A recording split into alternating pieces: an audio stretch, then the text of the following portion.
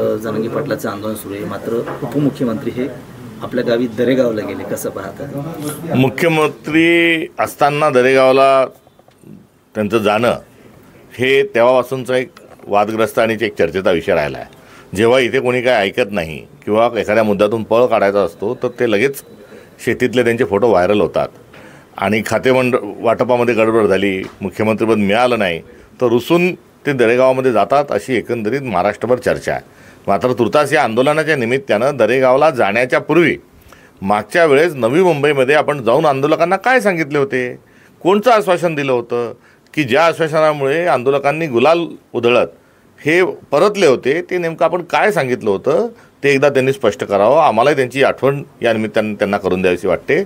आणि महाराष्ट्राची आन बान शान छत्रपती शिवाजी महाराजांच्या पायाला स्पर्श करून नमस्कार करून आपण शपथ घेतली की मी शिवाजी महाराजांची शपथ घेऊन सांगतो की मराठ्यांना आरक्षण देऊ।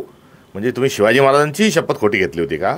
तुम्ही शिवाजी महाराजांचाही जो वापर आहे हा राजकारणासाठी करता का? हे एकदा जे आहे ते कुठेतरी शिंदेंनी हे स्पष्ट केलं पाहिजे। त्यामुळे शिवाजी महाराजांची घेतलेली शपथ सर्वश्रुत आहे, आंदोलककारी वापस त्यांनी आश्वासन देऊन परतवले होते हेही स्पष्ट आहे। आणि आता या आंदोलनानं आता शिगेवर पोचलेलं असताना त्यांनी यातून पळ काढणे म्हणजे ते कुठेतरी आता आपली भूमिका ही पूर्ण करत नाही, हा त्यातला असणारा त्याचा अर्थ आहे। त्यांचं जर ऐकल्या जात नसेल तर त्यांनी राजीनामा देऊन सरकारमधून बाहेर पडावं।